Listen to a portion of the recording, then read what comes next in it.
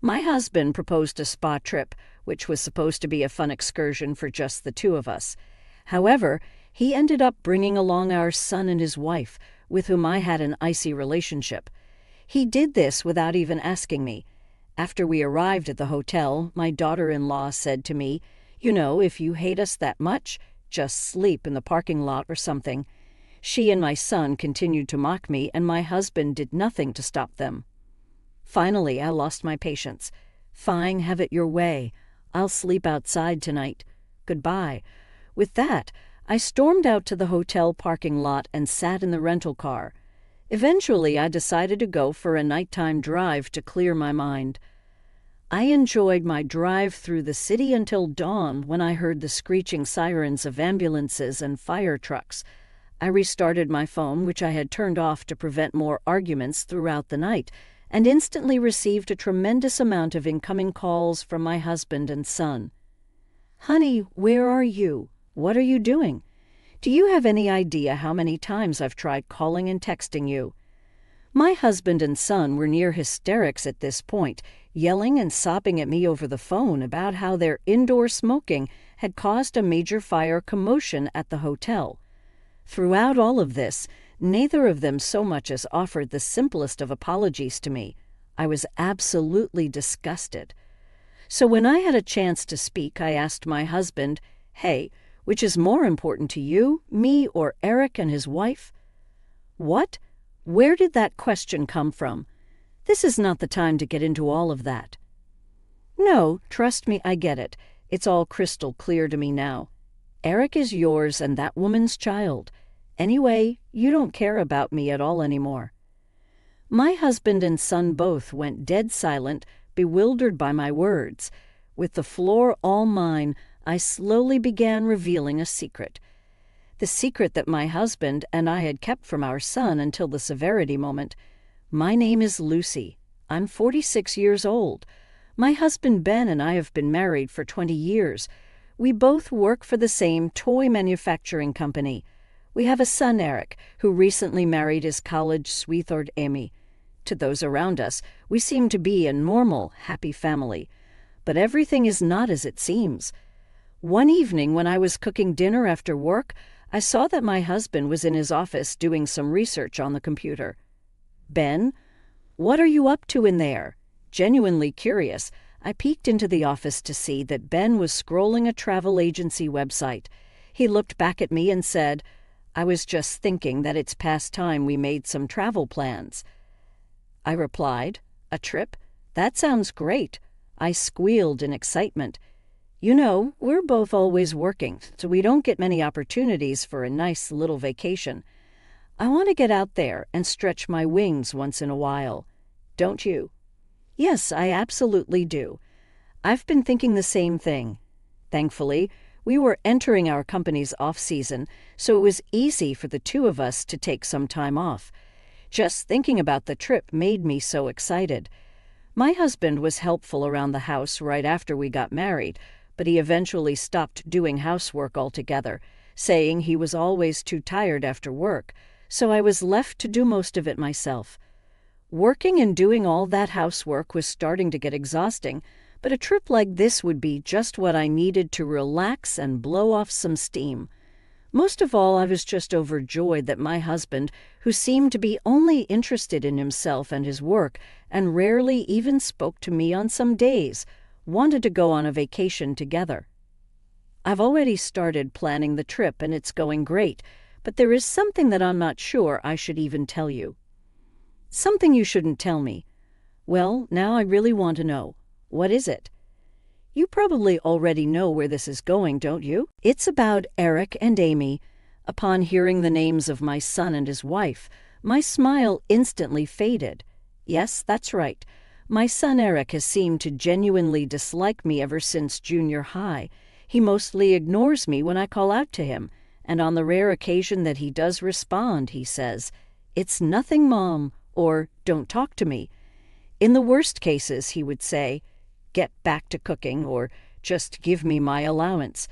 Sometimes he would even lock the front door of the house and put a chain on it, so I couldn't get in. At first, I thought it was just a rebellious phase, the kind that every kid goes through.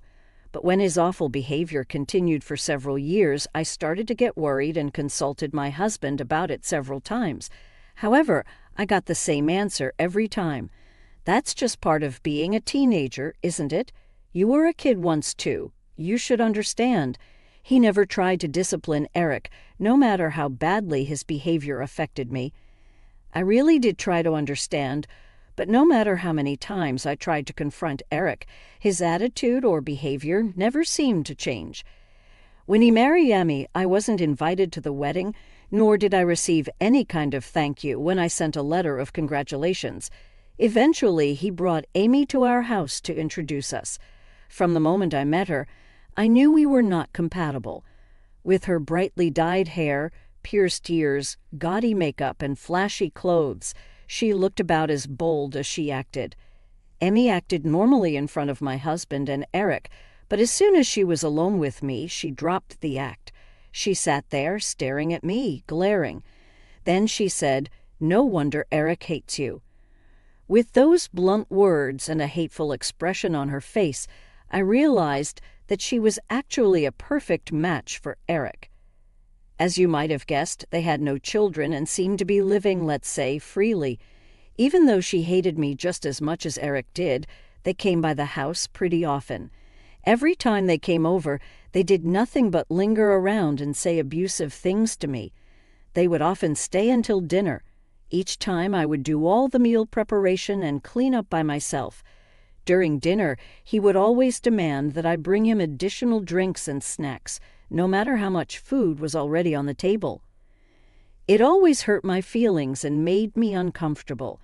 I rarely participate in conversations between the three of us, but I gave in the other day, and Amy spoke to me as if I were an idiot. "Why do you still work even though you're married?" she asked me. I wouldn't be able to spend hours surrounded by a bunch of old men making toys. Mind you, Amy doesn't work because she insists on Eric providing for her, but it seems that Amy has a strong habit of slacking off and wouldn't last long even if she did find a job. I sighed as Amy happily talked about skipping work at her old part-time job.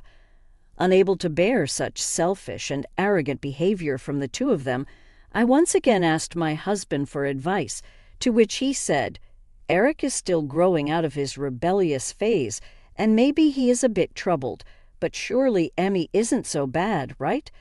Emmy treats me like a housekeeper, just like Eric does. I have a job too, and my body can't take it." "Well, I'm sorry, but I can't do anything about that. There was plenty he could do about it if he wanted to, but my husband was obviously trying to avoid the conversation." Eventually, Eric and Amy stopped coming over. I don't know why exactly.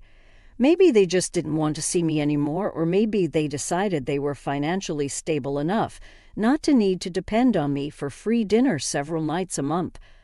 All I knew was that they weren't coming over anymore, and I wasn't having to deal with their arrogant behavior. However, it seemed like Ben was still meeting up with them pretty often. Sometimes Ben would come home, and I could instantly smell Amy's perfume and the cigarettes she and Eric smoked together. I have asthma, and secondhand smoke could kill me, so I always begged Eric and Amy not to smoke in the house when they came over. Even though I wished things between Eric and me could be different, as complicated a feeling as it was, I felt peace by not having to see him and his wife. Above all else, I just couldn't bear their abuse anymore. Because of this, I tried my best to persuade my husband not to bring Eric and Amy along for our vacation. Ben finally relented, and I was beyond relieved. We decided on Miami as the destination for our spa trip. I looked at the guidebook every day, bought new clothes, and waited impatiently for the day to arrive. However, I had no idea what unwelcome surprise awaited me on the first day of our spa trip. Suitcases in tow, we arrived at the airport to leave for Miami.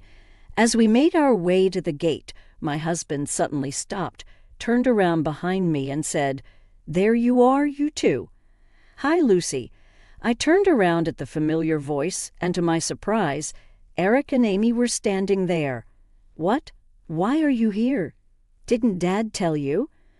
"We decided to tag along with you guys to Miami," Eric replied. I froze in astonishment and glared at my husband. I heard that Eric and Amy were also hoping to plan a trip to Miami, so I asked them to join us. "Don't be mad. I'll make sure everyone's on their best behavior," Ben said. He knew how horribly they treated me, and he still chose to put their wishes above mine. I had worked so hard for this day. I put an extra effort into my job and even went on a diet, and now all of it was ruined. I just wanted to give up and go home. There is no use going to Miami if I was just going to be miserable the whole time. As I was about to turn around and go back the way I came, Eric and Amy stopped me. "Mom, I have wanted to fix our relationship for the past 11 years, but I just didn't know how to be honest about my feelings. That's why I always acted the way I did. I also understand that I haven't always treated you fairly, but I couldn't change my attitude with the two of you always fighting, which made it hard to come over and spend time with you. You know what I mean. We don't want to complicate my relationship with you any further." I was astonished. Eric had never spoken to me like this before. It was a bit of an awkward situation for me because turning around and leaving would have made me the villain. So I had no choice but to agree with the whole arrangement and go to Miami as a family. Eric and Amy were in high spirits on the plane and ordered several drinks. My husband sat next to me, smiling ear to ear the entire plane ride. I, on the other hand, was still feeling something strange in my heart, but decided to drown it out by looking out the window and watching the clouds go by. After arriving in Miami and renting a car, our trip began with an itinerary my husband came up with on the plane. Soon after, however, Eric and Amy began talking only to my husband, as if they were totally ignoring my presence. They also harassed me at tourist spots, making me fall into a puddle and getting all wet, and forcing leftover food on me at lunch. In the midst of this disquieting atmosphere, after dinner at the hotel, Eric and Amy came to our room for drinks. My husband went downstairs to grab some snacks from the hotel shop, and Eric and Amy came and sat on my bed without asking. Then Eric pulled a lighter and a pack of cigarettes from his pocket. "Hey, stop it. This is a non-smoking room." "What the hell, Mom?" "It'll get vented out. It's not a problem." I rolled my eyes and stopped him from lighting the cigarette. I then looked over and saw that Amy had just pulled out a cigarette of her own. This sent me over the edge. I lost all my patience and started yelling at them. "That's enough. This is a non-smoking room. If you don't follow the rules, you're going to get us kicked out." "What's up with you being so mad about everything? You know I have asthma, and you also know that smoking isn't allowed here anyway. Disregard your own mother's health if you want, but you have to follow hotel rules." Mom, you are way too serious. This side of you has annoyed me for so long. Smoking in a non-smoking room is beyond insane. You need to calm down. What's wrong with being a little excited on a trip and smoking a little? You know, if you hate us that much, just sleep in the parking lot or something. Amy's comment left me speechless. While I was trying to collect myself, my husband walked back in. Hey, I could hear you yelling all the way down the hall. What's going on? Why are you yelling?" "I can't do it anymore. I can't be with these two anymore. Lucy, what's wrong?" "They're trying to light their cigarettes even though they know this is a non-smoking room. I begged you not to invite them so many times. Why did you let them come with us? It's unbelievable. The feelings I spent so long suppressing overflowed with tears." Eric and Amy looked at me with condescending smiles. "You are so annoying, Mom. You're acting like you're better than us. You won't even take a sip of alcohol. You're not even trying to get along with us." At Eric's words, I finally felt something burn out in my heart. "Fine, have it your way. I'll sleep outside tonight. Goodbye." "Hey, Lucy, stop." I quickly gathered up my valuables and phone and stormed out of the room. At that moment, my husband panicked and grabbed my arm to stop me, but I shook him off. "Shut up. Don't follow me.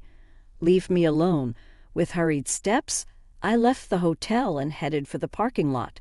There was no sign of my husband following me. I got into the parked rental car and drove around Miami that night to clear my head. I had a bad feeling about this vacation from the moment I agreed to let Eric and Amy come with us. It turns out their feelings about me hadn't changed at all. My husband's hadn't either. Even though I tried so hard to persuade him not to, he still offered to bring Eric and Amy along without my permission. After this incident, it would be difficult for me to resume any kind of relationship with the two of them. And on top of that, there was also the secret about Ben and Eric that I was desperately trying to keep to myself. The more I thought about it, the angrier and sadder I felt, so I continued driving, trying to calm myself down. As I continued my drive through the beautiful night view of Miami Beach, I finally started to calm down. I grew exhausted from driving for so long and decided to park the rental car in a beach parking lot to take a rest. Around that time, I thought I heard sirens off in the distance, but I was too tired to care and quickly fell asleep. The next thing I knew, it was morning, and I was greeted by the beautifully glistening ocean illuminated by the sun. After having breakfast at a restaurant by the sea, everything suddenly came flooding back to me, and I took out my smartphone. I had turned my phone off when I left because I didn't want to hear my family's antagonizing voices or even read their texts.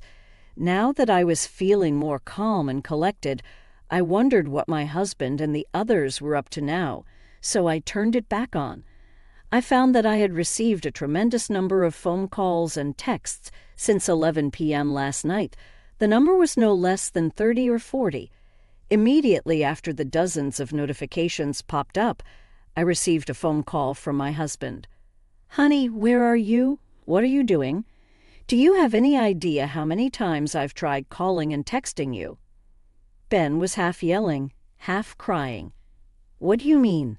I just had breakfast at a restaurant on the beach." "What? You're seriously out enjoying a relaxing breakfast while we're in a crisis?" Eric's voice was also enraged. "What do you mean by crisis?" "I mean just as the word says. After you let the three of us had a small party with cigarettes, wine, and snacks, and before I knew it, we all fell asleep. And when I woke up, the whole room was filled with smoke." "What, was there a fire?" "That's right. From the looks of it, Eric and Amy never put out their cigarettes. It was a minor fire, but fire trucks were rushing in, and all the other people in the hotel had to be evacuated. We're being blamed for causing it. Amy got slightly burned and was taken to the hospital, and now Eric and I have to go to the police station for questioning and apologizing to the hotel staff." "Oh, so that's what the sirens were about last night." My husband tried to say something else, but it was hard to understand since he and Eric were both in near hysterics. It was something along the lines of, "The two of us can't leave, so can you just go to the hospital where Amy is and stay by her side until we can make it there?" Without a single word of apology to me, he put his son's wife first, just like always. I was almost certain that he would never change. That is why I gave my husband one last chance and asked, "Hey, which is more important to you, me, or Eric and his wife?" "What? Where did that question come from? This is not the time to get into all that." "Well, that's all I needed to hear. Goodbye." I was truly disgusted by my husband and how easily he threw away his final chance. "What do you mean goodbye? Don't act stupid at a time like this." "No, trust me, I get it. It's all crystal clear to me now. Eric is yours and that woman's child. Anyway, you don't care about me at all anymore." What? That woman's child? What exactly do you mean?" Both Ben and Eric were stunned by my words. I took a breath and slowly began to reveal the secret that my husband and I had kept from our son until this very moment. "Eric, you are the child of your father and his lover." Eric was absolutely mortified by these words, and while Ben became even more flustered, I began explaining everything. Ben had a relationship with another woman many years ago. She was a subordinate at his workplace at the time. When I found out the lover's belly was already getting bigger, and the woman cried to me, telling me that she would give me the child and begged me not to charge my husband for alimony and destroy his reputation, I thought she was the worst person to have ever lived. But at the same time, I was very distressed. The baby was too far along to be aborted, and I felt sorry for the child that she would eventually give birth to and leave at an institution. So I decided to take in the child and did not charge my husband for alimony despite his unfaithfulness. However, her workplace eventually found out about the affair and she was fired. My husband's role in the affair was also exposed, but he received less publicity because he was the one raising their child. I also decided to raise the child as my own, even though we're not related by blood. Eric's rebellion started when he was in junior high. At first, I tried to think that it was normal behavior for a teenager, but it continued through high school and even into college, and it got worse and worse every year. All this time, I knew that Eric was the child of another woman, but I could not find the right way or time to tell him. Perhaps I just didn't want him to know the truth because I was bound to him and his father out of love and had raised him as my own for so many years. When I explained all of this to Eric, he shouted over the phone in pure shock. "How is this even possible? I'm the child of another woman. It's old and worn now, but there is proof. Do you want to see it? I make sure to keep it with me at all times because I know your father would destroy it if I left it at home." "You're lying. You're saying you're not really my mother." "I'm telling nothing but the truth. I've tried to be a real mother for so long, but I can't do it anymore. I guess we have had such a hard time getting along because your blood actually belongs to that cheating mistress of your father's." Hearing my words, Eric grew completely silent as if he had nothing to say in return. My husband broke the silence by verbally attacking me. "You promised never to tell him." "Maybe I did, but promises don't matter between us anymore. Just be thankful that I put up with you for 24 years. Goodbye." My husband continued to scream at me, but I hung up the phone and quickly blocked him, along with Eric and Amy for good measure.